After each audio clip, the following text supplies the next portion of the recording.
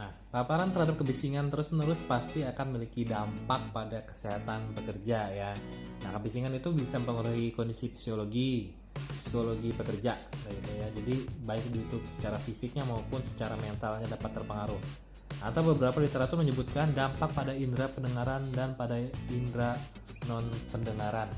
Jadi selain dia mengganggu pendengaran, mungkin dia bisa mengganggu penglihatan, bisa juga mengganggu apa ya, mungkin kulit. Katanya pernah dengar ya, katanya mengakibatkan orang-orang jadi merah-merah kulitnya, mungkin saja terjadi ya. Nah, gangguan fisiologis akibat kebisingan yang pertama itu ada trauma akustik atau meninggalkan luka dari suara akibat suara ya. Nah, trauma akustik ini berhubungan dengan efek pemaparan tunggal atau pemaparan akibat ledakan impulsif yang dapat menyebabkan rusaknya gendang telinga atau membran timpaninya. Nah, jadi contohnya yang paling gampang, contoh paling simpel itu adalah korban ledakan bom.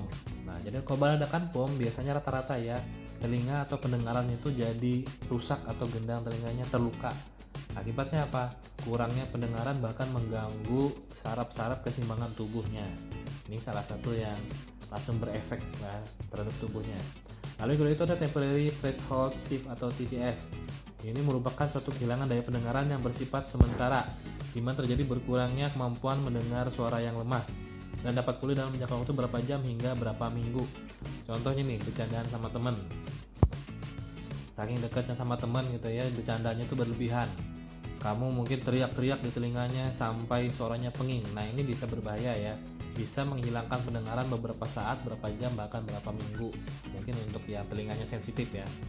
Lalu yang ketiga itu ada noise induced permanent threshold shift. NIPTS merupakan kehilangan daya pendengaran yang bersifat permanen, menetap di mana terjadi berkurangnya kemampuan mendengar suara dan tidak dapat pulih.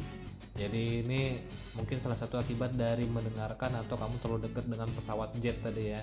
Jadi itu meledakkan atau memecahkan gendang telinga kamu sehingga akhirnya jadi tuli permanen.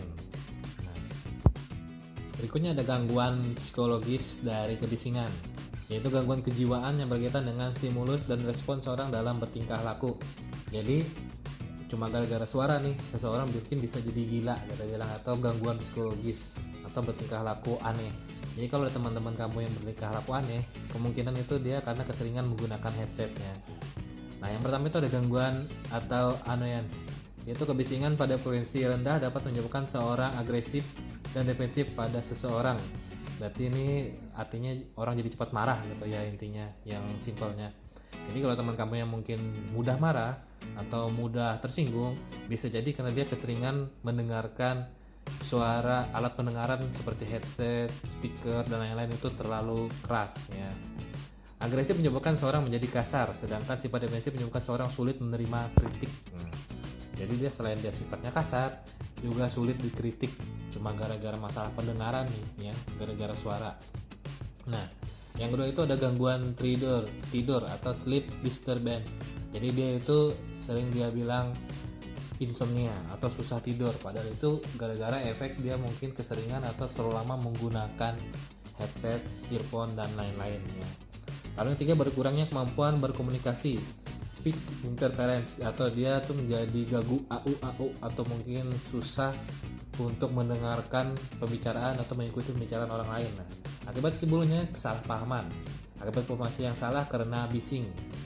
Jadi kalau dia tuh mudah salah paham orangnya, karena ketika orang menjelaskan dia tidak mendengarkan dengan baik, mungkin dia hanya mendengarkan itu sepotong-sepotong saja.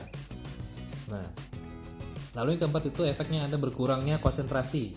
Kebisingan yang terus-menerus dapat menghilangkan memori otak sehingga sulit berkonsentrasi. Jadi dengan sering mendengarkan suara yang terlalu keras mengakibatkan seseorang itu menjadi mudah lupa ya, sehingga dia berusaha untuk membaca tapi lupa, membaca tapi lupa gitu ya. Nah, lalu gangguan performa atau performa aktivitas manusia dalam menyelesaikan pekerjaan menjadi lebih lambat akibat paparan kebisingan. Mungkin dulu ya sebelum dia mengenal yang namanya handphone, smartphone, dan lain-lain, mungkin dia itu orang sangat aktif sekali ya, main sama teman-teman di sana kemari. Semenjak dia sering mendengarkan suara-suara lagu atau suara game yang terlalu keras, akhirnya dia jadi lamban orangnya, respon tubuhnya melambat. Kenapa? respon tubuhnya melambat karena mungkin dia daya tangkap terhadap suara itu lambat, sehingga respon dari saraf-saraf itu jadi lambat juga, makanya jadi lelet, jadi malas ya, ogah-ogahan ya kalau kita bilangnya. Jadi selain mengakibatkan orang jadi mudah marah, mudah tersinggung, mudah salah paham, juga mengakibatkan seseorang itu jadi malas. Nah, di tempat kerja biasanya itu digunakan alat untuk mengukur kebisingan, disebut dengan sound level meter. Ada ya di lab kita ya. Sound level meter berbentuk portable dengan menggunakan tenaga baterai. Ini yang standar, bukan standar juga sih, yang biasanya dipakai di lab ya, yang standar untuk penelitian lah. Nah, alat tersebut terdiri atas mikrofon yang dapat berubah suara menjadi arus listrik, ya mic ya, kayak mic gitu ya. Makanya dari depan itu atau di ujungnya itu ada seperti busa, itu seperti mic, memang mic ya sebenarnya. Alat tersebut terdiri atas mikrofon yang dapat berubah suara menjadi arus listrik. Selanjutnya arus listrik tersebut dikirim ke amplifier atau alat yang mendeteksi suara tersebut ya. Nah, sinyal listrik amplifier menyebabkan jarum membelok pada skala yang dikalibrasi dan menunjukkan tingkat tekanan suara. Yang pakai analog tuh dia menggunakan jarum ya, kayak jarum jam gitu. Tapi kalau yang digital sekarang langsung memunculkan angkanya.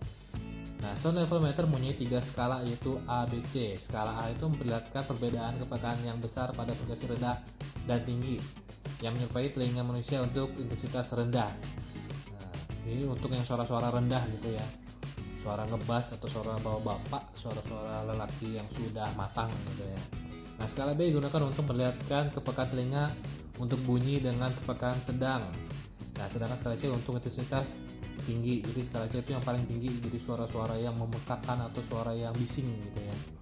Nah, skala C digunakan ketika sinyal akan ditransfer ke instrumen lain untuk analisa yang lebih detail. Mungkin ini bisa kamu lebih dalami jika kamu praktek atau menggunakan alatnya di laboratorium, di rumah sakit, ataupun di tempat kamu praktek lainnya. Nah, dengan mengukur dengan sound level meter tadi, semakin jauh sumber bising kamu dari tempat kamu mengukurnya ya, intensitas bising itu akan semakin berkurang. Jadi semakin jauh dari sumber suara, alat ukur itu akan menghasilkan atau menunjukkan angka yang semakin kecil. Pemeriksaan audiometri dilakukan untuk menilai pengaruh kebisingan terhadap indera pendengaran. Alat digunakan untuk itu adalah audiometer. Hasil pemeriksaan audiometer disebut audiogram. Jadi alat ini itu fokus untuk mengukur ke manusianya ya. Nah, jadi di dalam data-datanya dalam alat ini itu dilengkapi dengan namanya orangnya siapa, jenis kelamin, tanggal lahirnya. Ini alatnya mahal biasanya, kita nggak punya. Biasanya itu yang digunakan di lab-lab khusus untuk PHT atau penyakit gangguan telinga gitu ya. Nah, dalam menanggulangi atau mengontrol kebisingan itu ada 3 aspek utama ya, yaitu adalah mengendalikan sumbernya, medianya, dan receivernya atau penerimanya. Yang pertama itu kita bahas tentang pengendalian pada sumbernya dengan cara substitusi, yaitu mengganti seluruh mesin atau alat produksi yang menimbulkan suara bising tinggi dengan mesin atau alat produksi yang menimbulkan suara yang lebih aman atau yang lebih rendah gitu ya. Jadi gunakan alat yang sudah SNI biasanya, yang standarnya sesuai di NAB gitu ya, nilai ambang batasnya. Lalu yang kedua dengan cara memodifikasi atau mengganti komponen yang terdapat pada mesin atau alat produksi dengan komponen yang dapat menghasilkan suara rendah. Jadi tidak seluruh alatnya diganti, tapi mungkin spare partnya saja atau bagian-bagiannya saja yang menghasilkan suara bisingnya. Lalu dengan cara silencer atau masang peredam suara pada mesin produksi yang bising. Biasanya ini di negara-negara maju ya, mereka menggunakan peredam suara gitu ya. Kayak contohnya yang sering kamu lihat di TV itu peredam pistol. Lalu maintenance atau melakukan perawatan berkala pada mesin atau alat produksi supaya alatnya itu tetap bekerja secara optimal dan tidak aus atau tidak rusak sehingga menghasilkan suara yang bising. Biasanya ini kayak contohnya ya, sepeda motor yang gak diganti olinya pasti menghasilkan suara yang kresek-kresek atau suara yang bising gitu ya. Yang kedua itu dengan cara mengendalikan pada media ya. Setelah tadi kan sumbernya, sekarang medianya. Dengan cara yang pertama ada enclosure, yaitu menutup sumber bising dalam sukup atau yang melengkapi dengan peredam suara. Jadi ini ada ruangan khusus ya, ruang mesin biasanya kayak gitu.